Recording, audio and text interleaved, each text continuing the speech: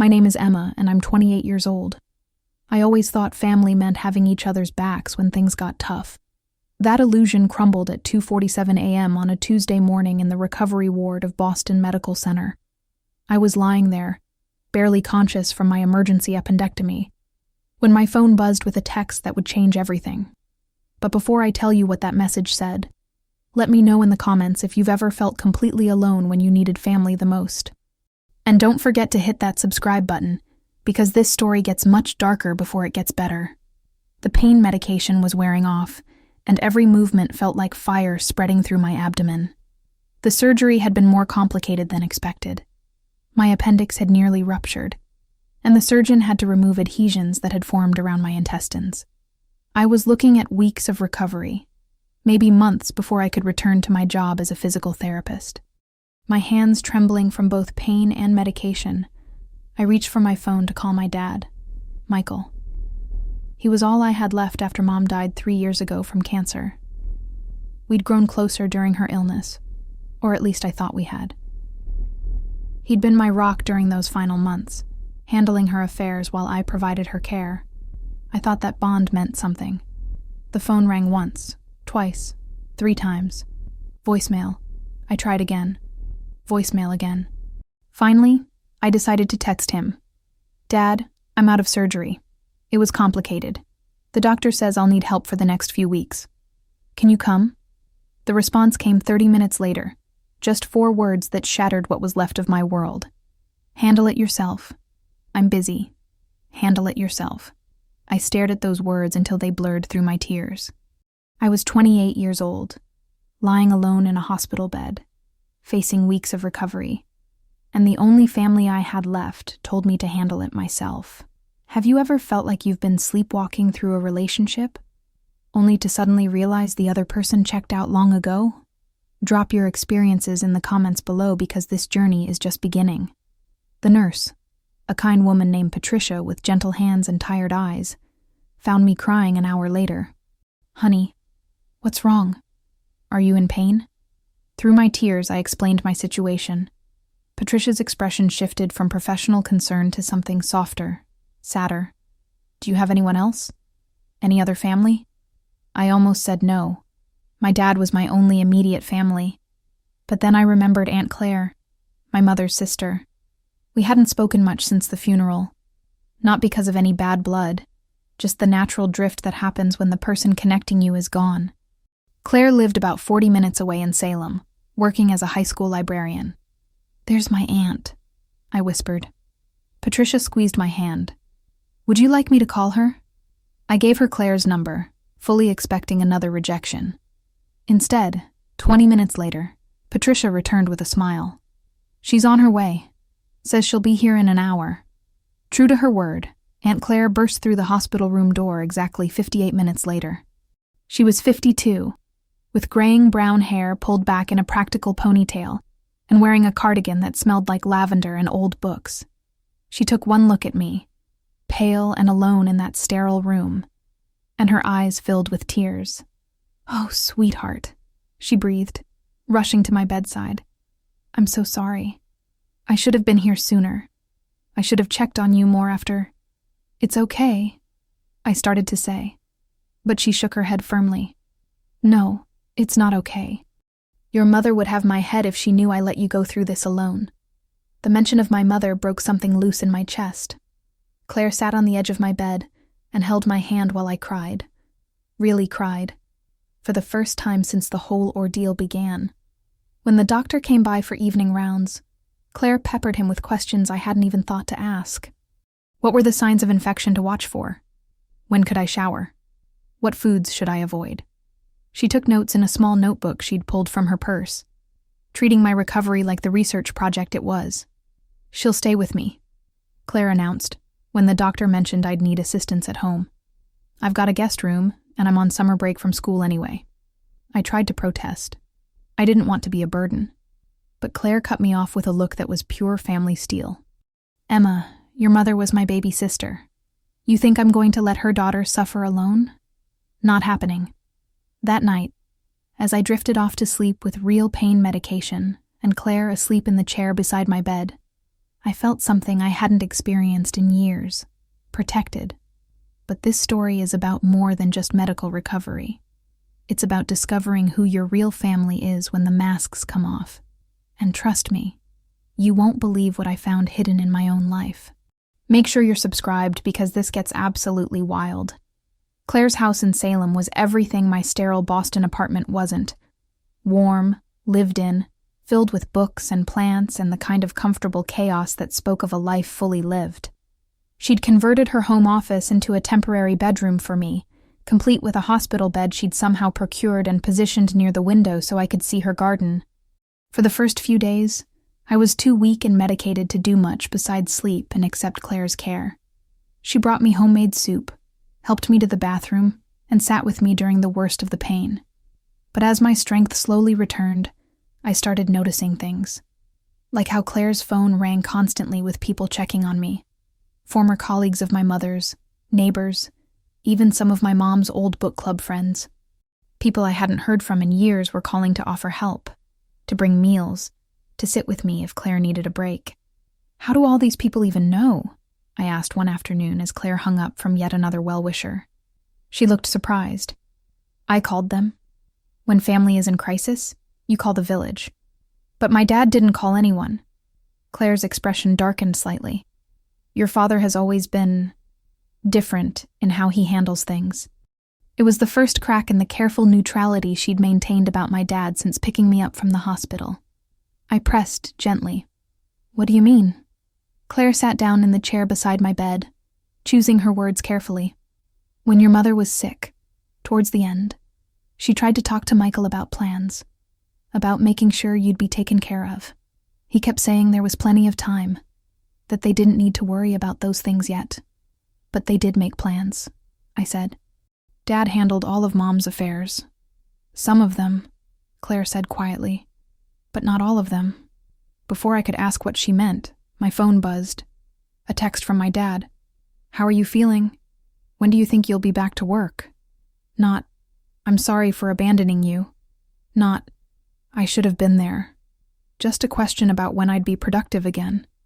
I showed Claire the text, and something shifted in her face. Emma, can I ask you something? After your mother died, did your father ever talk to you about her will? About the life insurance? I frowned. He said most of it went to paying off medical bills and the house. There wasn't much left. Claire was quiet for a long moment. Your mother had 2 life insurance policies.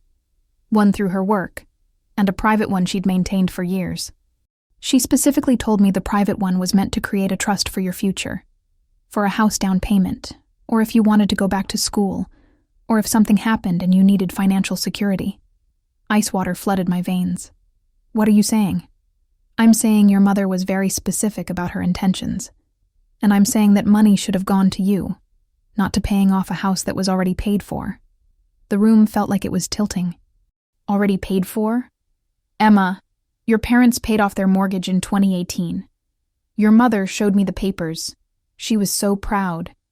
So when your father said the insurance money went to paying off the house, she didn't need to finish.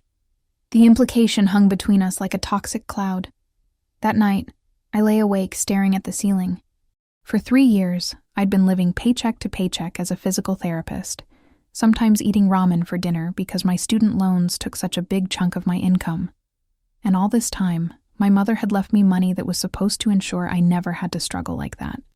The next morning, I made a decision that would change everything. I asked Claire to take me to see a lawyer. If you've ever discovered that someone you trusted has been lying to you about something major, let me know in the comments. And stick around because you won't believe what we uncovered next. Claire drove me to the office of Margaret Foster, a family law attorney she'd known for years. Margaret was in her 60s, with silver hair and sharp eyes that missed nothing. She listened patiently as I explained the situation about my mother's life insurance. Do you have any paperwork about your mother's estate? Margaret asked. I shook my head. My dad handled everything. He said it was too complicated for me to worry about while I was grieving. Margaret's expression grew serious. Emma, I need to be direct with you. If what you're telling me is accurate, and if your father misappropriated funds that were specifically designated for you, that could constitute fraud. even if he's family. The word fraud hit me like a physical blow. This wasn't just about money. It was about trust. About the last gift my mother had tried to give me. About 3 years of struggling when I shouldn't have had to. What do we do? I asked. We start by getting copies of the relevant documents. Death certificate, will, insurance policies, estate settlement papers. Everything should be on file with the probate court. Margaret made some calls while Claire and I waited. Within an hour, she had a folder full of copies. She spread them across her desk, and as she read through them, her expression grew increasingly grim. Emma, she said finally, according to these documents, your mother's private life insurance policy was for $150,000. It was specifically designated to fund a trust in your name, to be administered by your father until you turned 30, at which point full control would transfer to you. The room spun. $150,000. That was more money than I'd ever imagined having.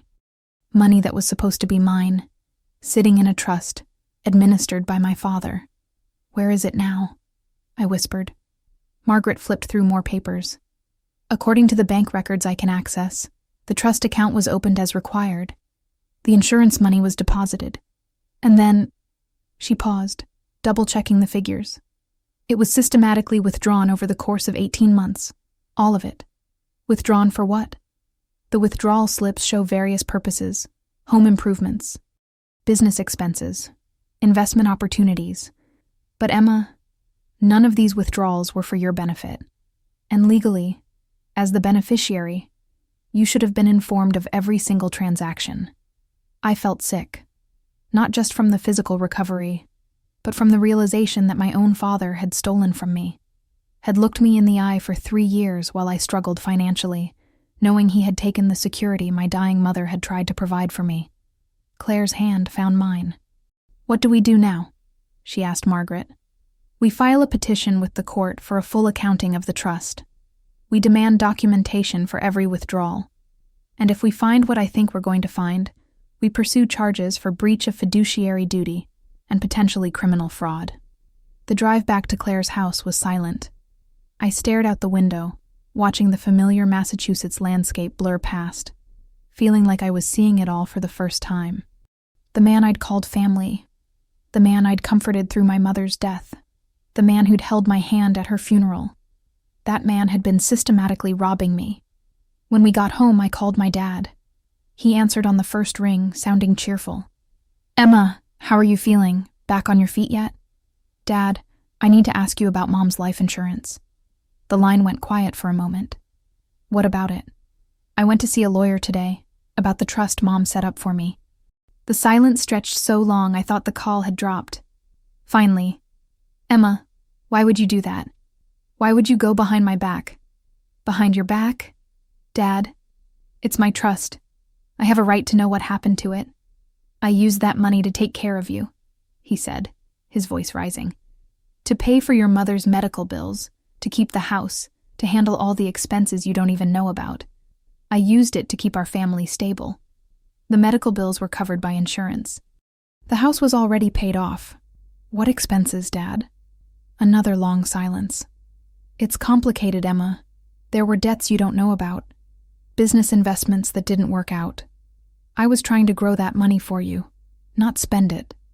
By investing in what? Look, I don't have to explain every financial decision to you. I'm your father. I did what I thought was best. The conversation continued for 20 minutes, getting more heated and defensive on his end, until finally he hung up on me. I sat holding the phone, shaking with adrenaline and rage. Claire had been listening from the kitchen. She came and sat beside me on the couch. How do you feel? She asked. Like I never really knew him at all. I think that's probably closer to the truth than any of us wanted to admit. Over the next week, as I continued recovering physically, Margaret worked to uncover the paper trail of my stolen inheritance. What she found was worse than we'd imagined. Have you ever had to face the fact that someone you loved was capable of betraying you in ways you never could have imagined? Share your story in the comments, and make sure you're subscribed because you won't believe how this confrontation ends. Margaret called me to her office 8 days later. The folder on her desk was twice as thick as before, and her expression was grave. Emma, I need you to sit down. I was already sitting, but I gripped the arms of the chair anyway. Your father didn't just withdraw the trust money. He used it as collateral for business loans. Bad business loans. He'd been running a side investment consulting business that was hemorrhaging money, and instead of closing it down, he kept using your money to keep it afloat. She slid a stack of bank statements across the desk. Here's the timeline. 6 months after your mother died, he took $50,000 for what he listed as home improvements. The same month, he invested $45,000 in cryptocurrency. He lost almost all of it. My stomach dropped. 3 months later, another $40,000 withdrawal for medical expenses. But your mother's medical bills were already covered. That $40,000 went into a friend's restaurant venture. The restaurant closed within 6 months. She continued flipping through statements. Over the next year, smaller withdrawals. Always with explanations that sounded legitimate on paper. But when you trace where the money actually went, he gambled it all away, I said quietly. Essentially, yes.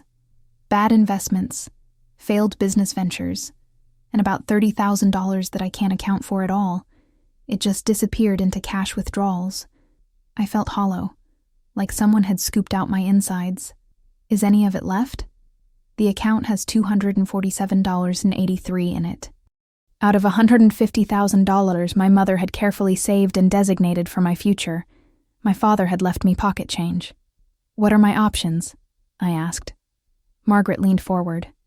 We can pursue this legally. Breach of fiduciary duty, misappropriation of funds, fraud.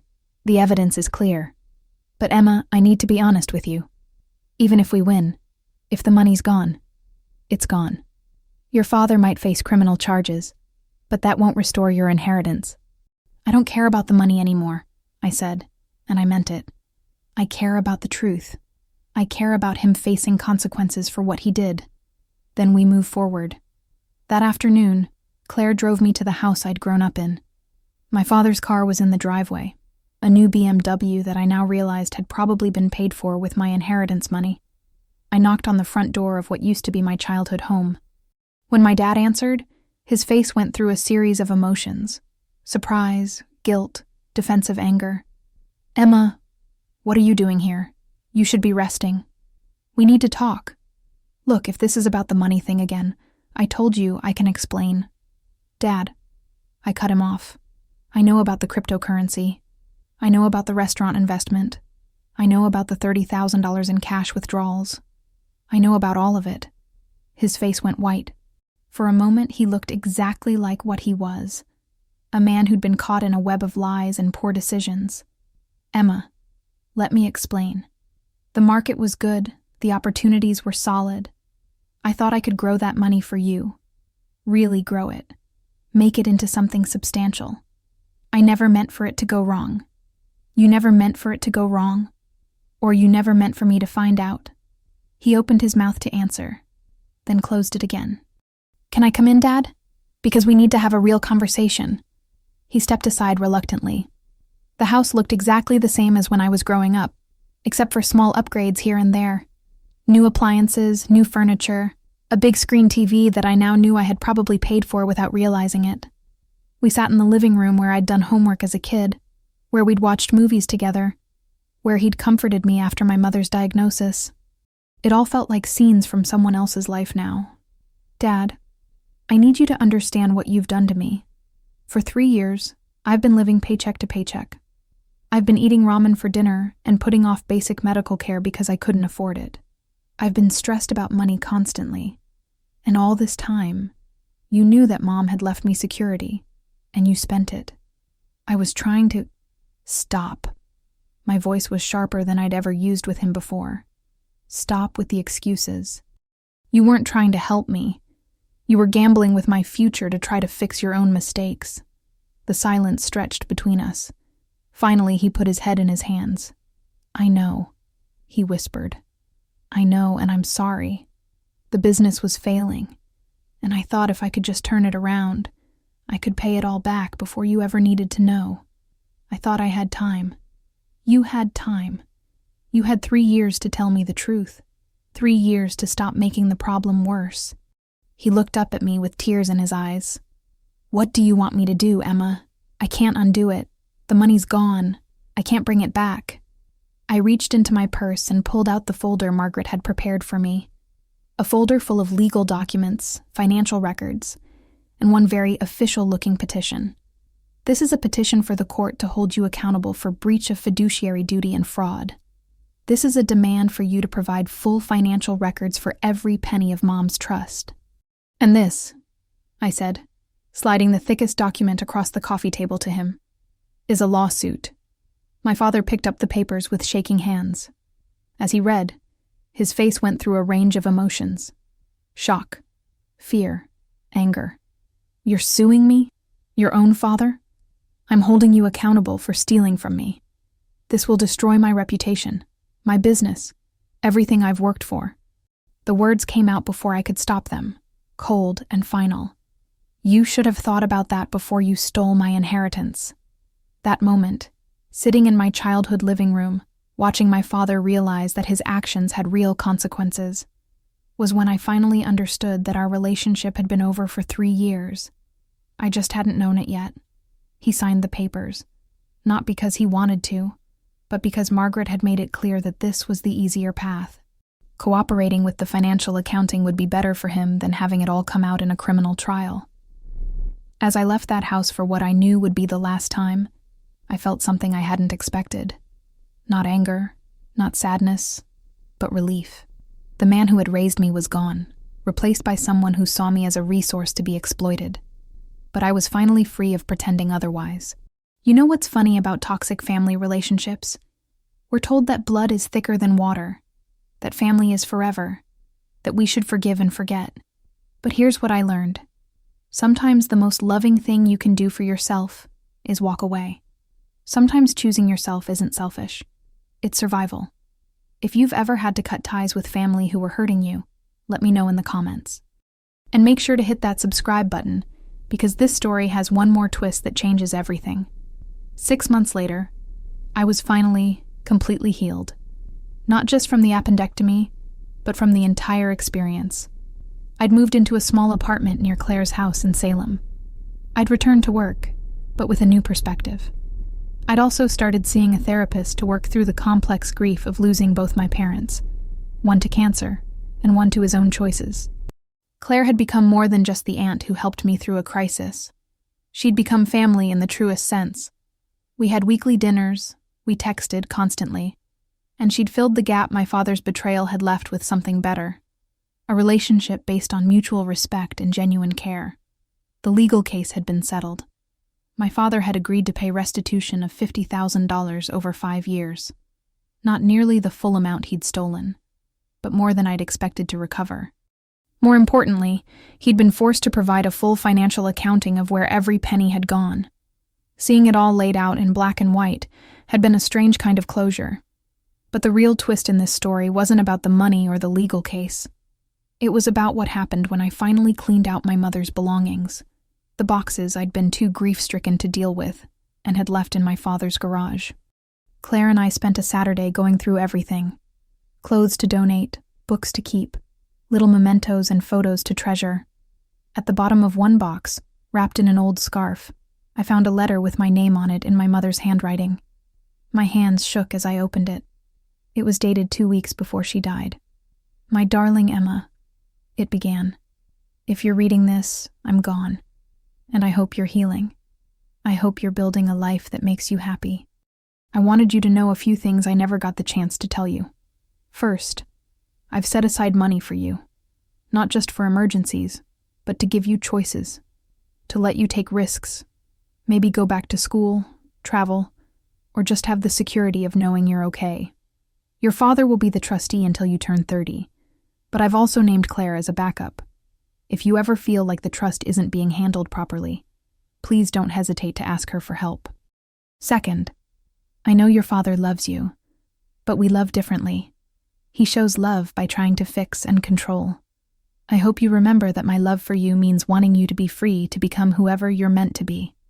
And finally, sweetheart, if you ever feel alone in this world, please remember that family isn't always blood. Look around you, at the people who show up, who listen, who celebrate your joys and comfort your sorrows. Those people, whoever they are, that's your real family. I love you more than all the stars in the sky. Mom. I sat in that dusty garage, holding this letter from beyond the grave, and cried. Not from sadness, but from gratitude. My mother had known. She'd known exactly what might happen, and she'd tried to protect me even after she was gone. Claire had been reading over my shoulder, and when I finished, she was crying too. She knew, I said. Your mother was smarter than all of us gave her credit for, Claire replied. And she knew you were strong enough to handle whatever came next. Today, my life looks completely different than it did a year ago. I'm not just surviving anymore, I'm thriving. I've used part of the restitution money to go back to school part-time, working toward a master's degree in hospital administration. I want to work on patient advocacy, to help people navigate the system when they're at their most vulnerable. I've also started speaking about financial exploitation of family members. It's more common than most people realize, and the victims are often too ashamed to seek help. But there's no shame in being betrayed by someone you trusted. The shame belongs to the people who exploit that trust. My relationship with my father is effectively over. He sends a restitution check every month as required by the court agreement, but we don't speak otherwise. I've made peace with that. Some bridges burn for good reason, and trying to rebuild them just means getting burned again. But I've also learned what real family looks like. It's Claire teaching me how to can peaches from her garden. It's my neighbor Tom shoveling my driveway without being asked. It's my coworker Sarah checking on me when I'm having a hard day. It's the community of people who've gathered around me not because they have to, but because they choose to. If you're watching this, and you've ever felt betrayed by family, I want you to hear something. You are not defined by their choices. You are not responsible for their actions. And you deserve people in your life who would drive through the night to sit with you in a hospital room. Don't be afraid to hold people accountable, even when they're family. Don't be afraid to choose yourself when the alternative is letting someone else destroy your future. And don't be afraid to build a new kind of family with people who actually show up for you. The folder I walked into my father's house with that day didn't just contain legal documents. It contained my decision to stop being a victim and start being my own advocate. It contained my choice to stop accepting crumbs and start demanding the respect I deserved. Sometimes the most powerful thing you can do is walk away with your head held high, knowing you gave them every chance to do better, and they chose not to take it. If this story resonated with you, let me know in the comments.